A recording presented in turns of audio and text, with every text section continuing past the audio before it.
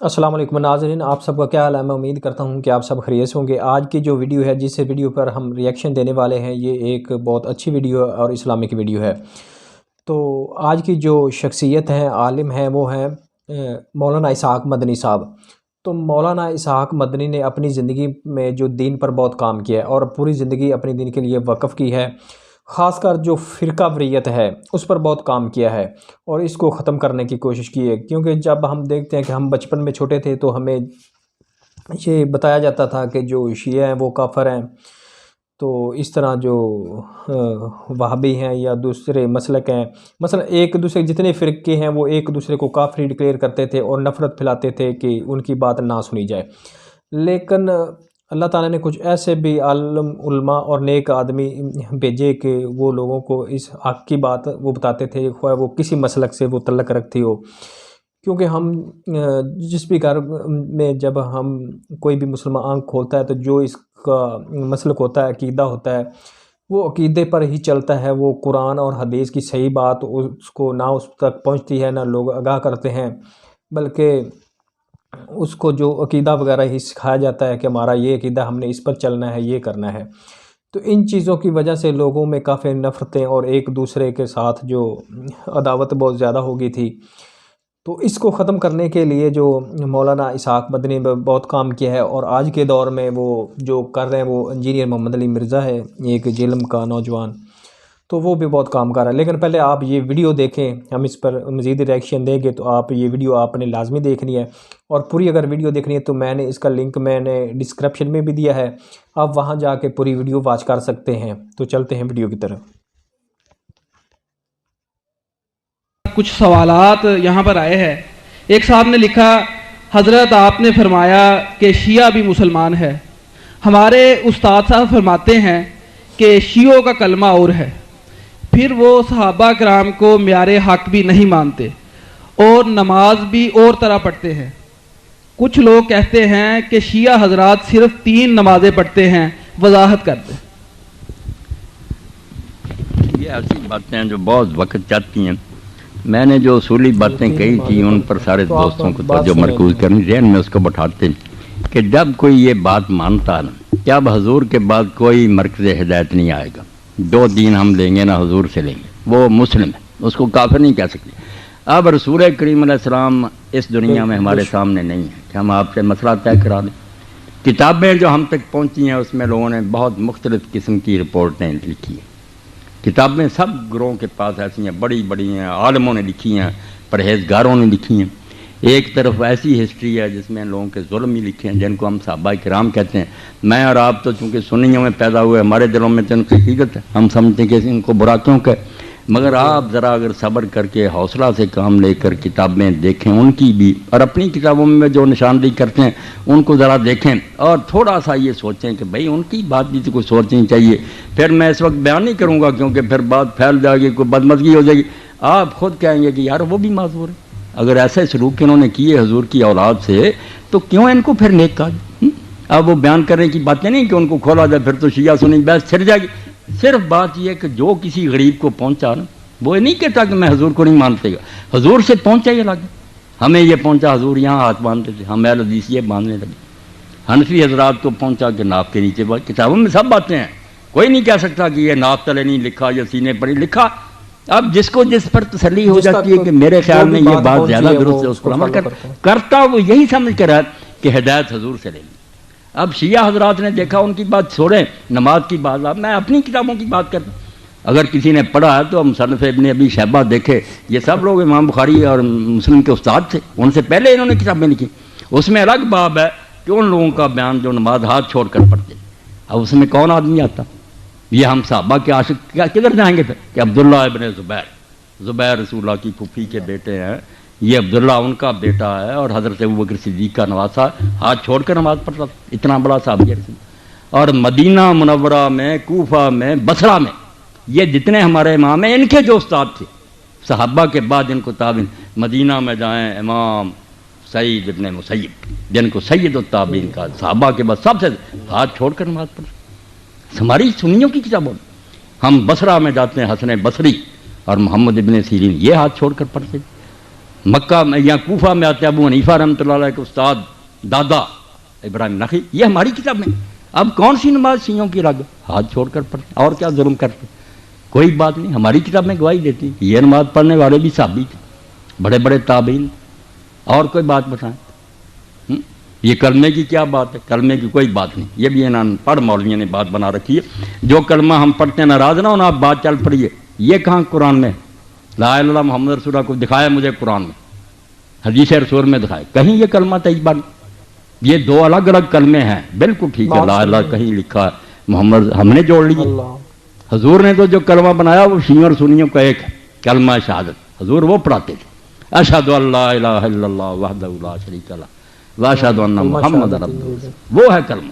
یہ ہمیں دو جمع کیے، انہوں نے ایک تیسرا بھی اکٹھا کر لیا، اگر کوئی چوتھا بھی کر لے کہ ساتھ ہی کہ ابو بکر صدیق عمر فاروق، کچھ بھی نہیں بگڑتا، نیک باتیں اکٹھی کرتے ہیں، یہ کوئی اسلام کے کلمے نہیں، نہ کوئی دین ایسے بگڑتا ہے، اچھی باتیں جو اکٹھی کرتے ہیں آپ، عثمان ذوالنورین کر لیں آپ بھی کلمہ، یہ کریں، یہ کلمہ کوئی نہیں ہے، یہ کلمہ طیبہ۔ آپ بھی حیران ہوں گے کسی آیت میں نہیں اس طرح بنا بنایا آیا، کسی حدیث میں نہیں، دو الگ الگ چیزوں کو لے کر ہم نے اکٹھا کر دیا۔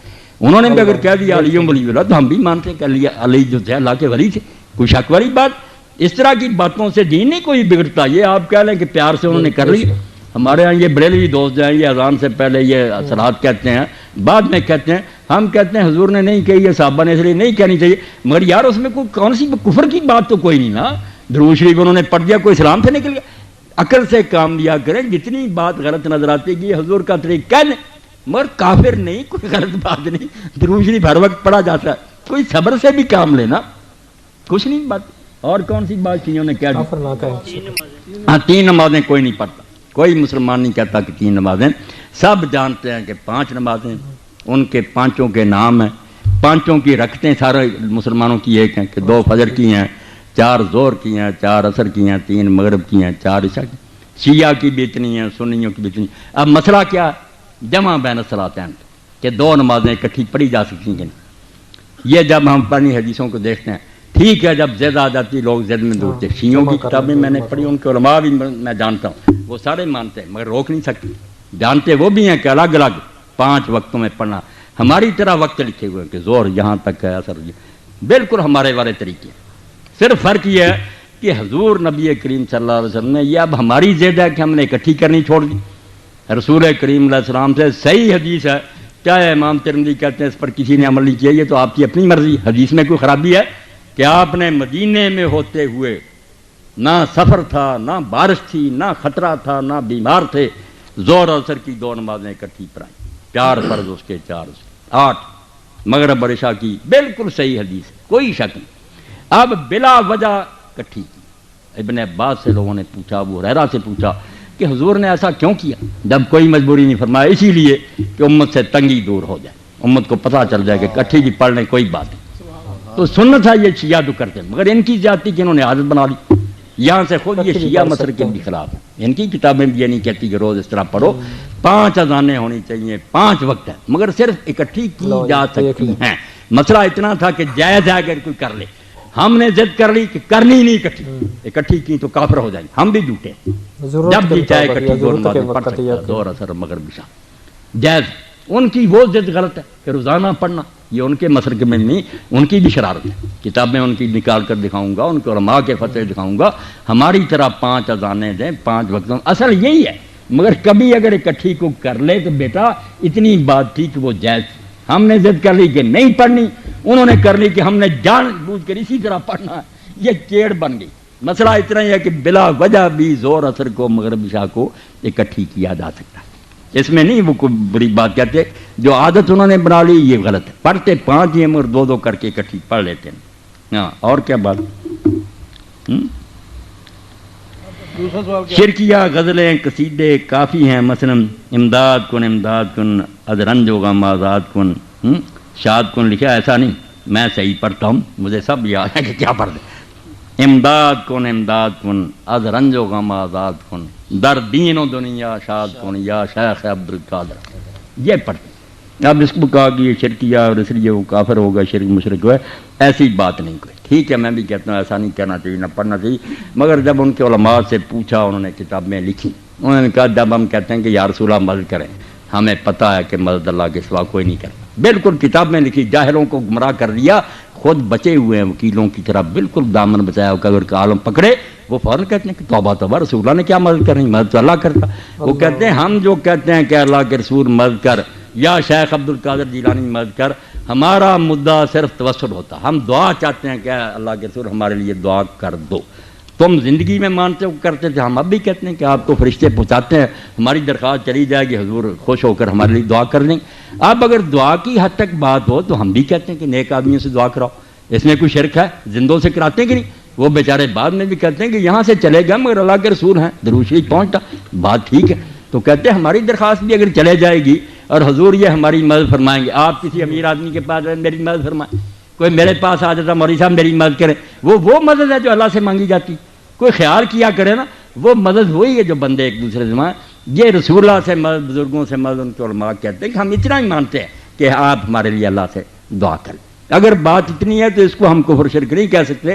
یہ الگ بات ہے کہ ہم کہیں گے یار موت کے بعد اس کا ثبوت نہیں ملتا کہ صحابہ نے کبھی ایسا, یہ بحثیں ہوتی رہیں گی, مگر کافر مشرک کوئی نہیں ہوگا. یہ دل پر لکھ دیں کہ ان باتوں سے کوئی نہیں کافر مشرک ہوتا.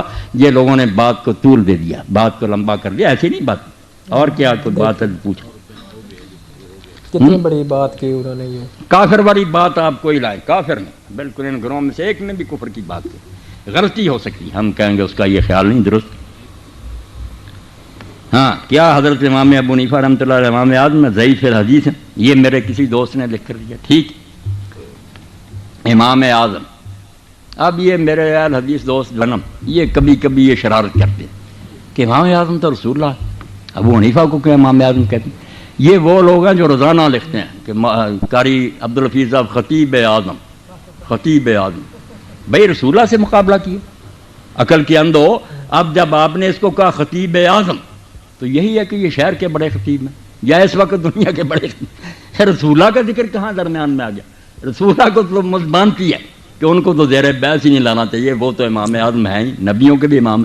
یہ بات تو عالموں کی ہو رہی ہے کہ جو امام ابو حنیفہ کے زمانے میں امام تھے, مالک, شافعی, احمد اور ابو حنیفہ, ان میں سے ان لوگوں نے سمجھا کہ ہمارے علم میں یہ ان میں سے امام اعظم ہے, بڑے امام. یہ خیال آپ بھی کہتے ہیں یہ قائد اعظم ہے. قائد اعظم رسول اللہ نہیں, حقیقت تو دیکھو سب سے بڑے رہنما تو وہ نا.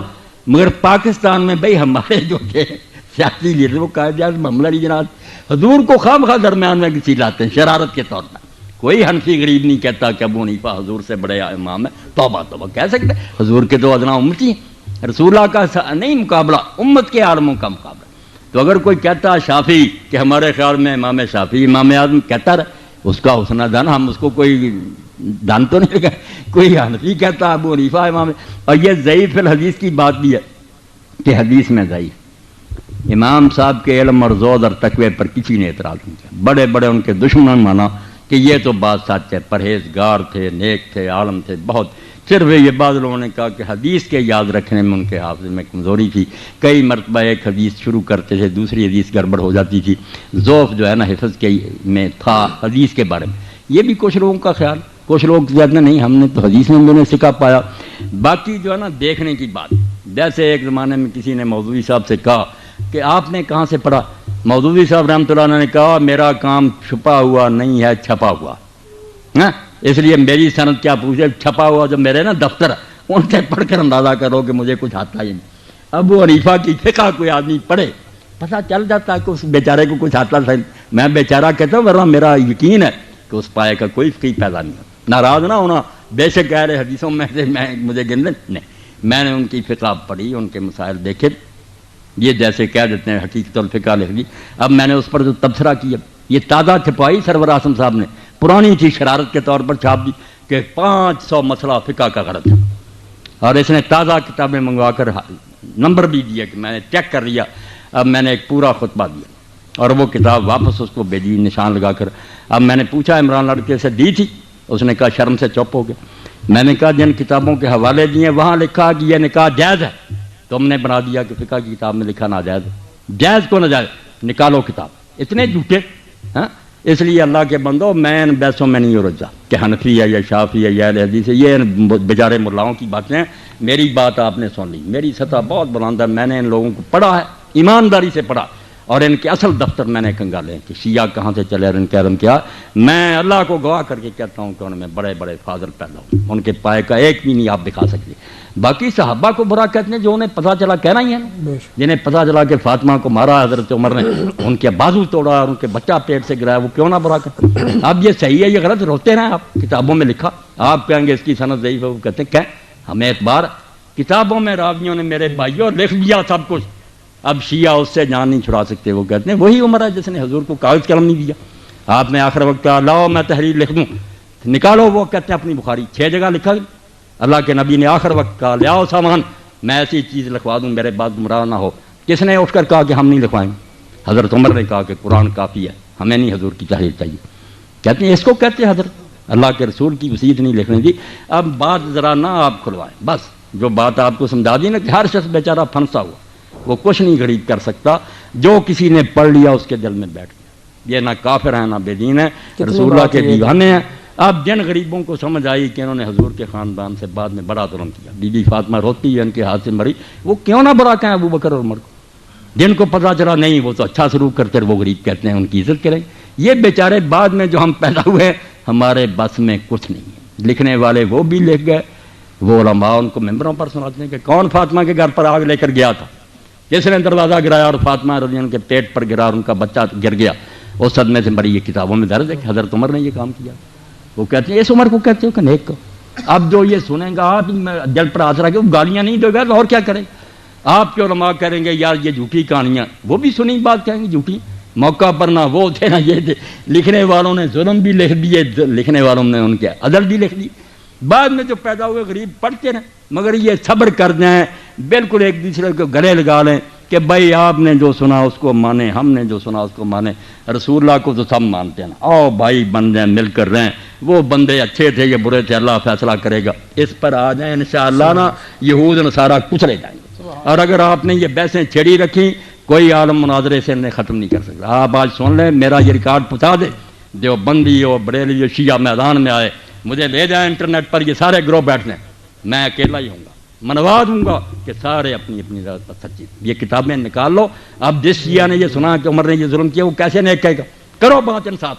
اور جو کہتا وہ اتنا نیک تھا, وہ برا کیسے کہے گا؟ مگر کتابوں کا کون فیصلہ کرے کہ ان میں سے کون موت پر ہے؟ یعنی ہم کہیں گے ہماری موت پر ہے, وہ کہیں گے ہماری موت ہیں. سب کے عالم تہجد گزار, ولی, روزے رکھنے والے, بیچاروں نے جو سنا اس پر لگے ہوئے. خدا کے لیے اس بات کو سمجھنے کی کوشش کریں, جو سنا ہے لوگوں نے اس پر پھنسے ہوئے. کوئی بے دین نہیں مرنا چاہتا, نہ کوئی برا. باقی جو پیٹ کی خاطر لڑا رہا ہے نا, ذاکر وغیرہ, اور ادھر ہمارے ملا, یہ تو بیچارے ان کا دھندا ہے, ان کی بات نہیں. عالم اگر کھوائے وہ سامنے آئے, میں اس سے بات کروں گا. کیا نکالو اپنی کتابیں. یہ ہدایہ سے بڑی کوئی کتاب آپ کی ہے؟ کیوں اس میں لکھا ہے کہ شیعوں کے ساتھ رشتہ داری جائز ہے؟ کیوں ان کے لکھا ہے کہ ان کے پیچھے نماز جائز؟ یہ شامی نکال لیں آپ, صاف لکھا کہ جو مفتی محمد شفیع رحمۃ اللہ علیہ دیوبندی, یہ تقی عثمانی کے والد سے امداد المفتی یہ نکال. اس میں جب لوگوں نے پوچھا کہ شیعوں سے رشتہ داری, انہوں نے کہا جو گالیاں بھی دیتے ہیں حضرت ابوبکر عمر کو, ان کو کوئی کافر نہیں کہہ سکتا.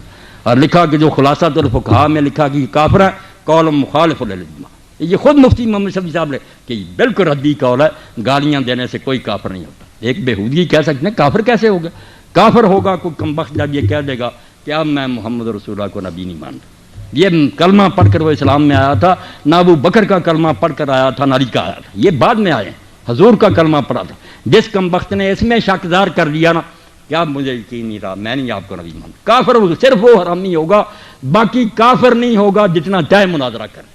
کافر کس سے ہو گیا؟ وہ رسول اللہ کو نہیں مانتا. نبی رسول اللہ یا علی نبی, ابو بکر نبی, یہ نبی نہیں ہے, نبی کی امتی. حضور کو ماننا دین ہے, آپ کو ماننے سے نہ ہٹ جائے, بس اس کو قابو رکھے. پھر کوئی بات نہیں, جو سنی ہے بات سنتے رہو, آپ خود ہی حساب اللہ کو دے لو گے. رسول اللہ کو نہ چھوڑ دینا, معاذ اللہ, اس سے نہ قدم پھسلنا ہے. جزاک اللہ جی. اب آخر میں یہ اعلان ہے کہ کر دیں حضرت